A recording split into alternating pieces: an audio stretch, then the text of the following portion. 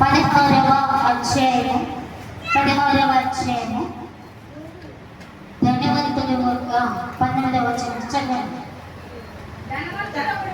ధనవంతుడు ఒకడు ఉండెను, అతడు ఊదారపు బట్టలు సన్నపు నార వస్త్రములను ధరించుకొని ప్రతిదినము బహుగా సుఖపడువాడు. లాజరు అని ఒక దరిద్రుడు ఉండెను, వాడు కురుపులతో నిండినవాడు. ధనవంతుని ఇంటి వాకిట పడి ఉండి అతని బల్ల మీద పడి రొట్టె ముక్కలతో ఆకలి తెచ్చుకొనగలిగాను. చాలు చాలు ఆ కురుపులు కుక్కలు నాకేస్తాయి. సాధారణంగా ఈ లోకంలో మనం జీవిస్తున్నాము అంటే మనం ఒకప్పుడు పేదవాళ్ళు, కటికి పేదవాళ్ళు. కటికి పేదరికంలో ఉన్న మనల్ని దేవుడు దీవించడం ప్రార్థన చేస్తే ఏం చేస్తామమ్మా? దేవుడు నువ్వు చేసిన ప్రార్థన బట్టి దేవుడు బాగా దీవించేశాడు. దీవించిన తర్వాత ఎన్ని రకాలు మనలో ప్రవేశిస్తాయో చెప్పాలి. సరే, నేనే చెప్తాను. ఏమేమి ప్రవేశిస్తాయి అంటే ఒకప్పుడు మనము పేదరికంలో ధనము వచ్చే కొద్దికి ధనము వచ్చే కొద్దికి ఏం చేస్తారు తెలుసా? మొట్టమొదటిగా ధనం వచ్చే కొద్దికి మనలో గర్వం ఎంటర్ అవుతుంది. ఈ మాట నిజమే అన్నోళ్ళు చెప్పడం గర్వము స్టార్ట్ అవుతుంది. ఈ గర్వము వస్త్రధారణ మార్చేసింది. ఏం చేస్తుంది?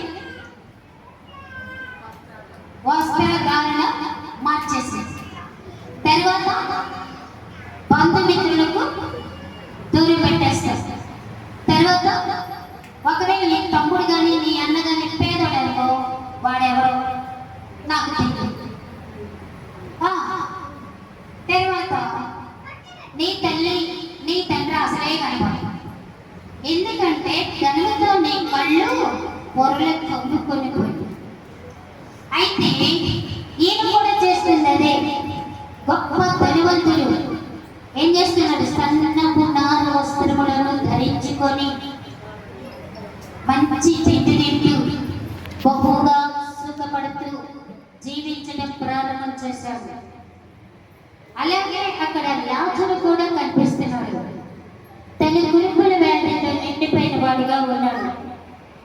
తన బల్ల మీద నుండి పడు రొట్టె ముక్కల కొరకు ఆకలి తెచ్చుకోవడం కొరకు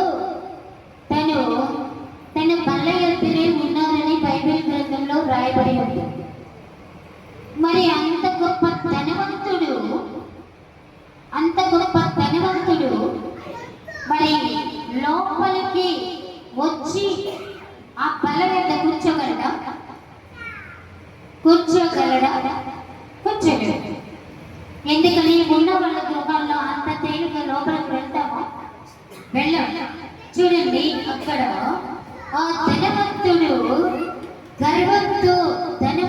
గర్వంతో తన ఊదా రంగుకు బట్టలు వేసుకుని సన్నపు వస్త్రాలు ధరించుకుని బహుగా సుఖపడుతూ జీవితాన్ని గడుపుతా ఉన్నాడు. అలాగే ఇక్కడ లాజరు కూడా కనిపిస్తా ఉన్నాడు. లాజరు ఆయన కురుపుల వ్యాధితో నిండిపోయినటువంటి వాడు, శరీరం అంతా కురుపుల వ్యాధితో నిండిపోయినటువంటి వాడుగా ఉన్నాడు. ఆ కురుపుల వ్యాధితో నిండిపోయినప్పుడు ఆ యొక్క కుక్కలు వచ్చి తన శరీరాన్ని నాకి, తనకున్న చీము రక్తములకు నాకి అన్న మరి ఈ దరిద్రుడు వల్ల కుక్కలన్న ఆకలి తీర్చుకున్నాయి, కానీ ఈ ధనవంతుడి వల్ల ఎవ్వరికి ప్రయోజనము లేదు. అయితే ఒకానొక దినమున ధనవంతుడు చనిపోయాడు. అయితే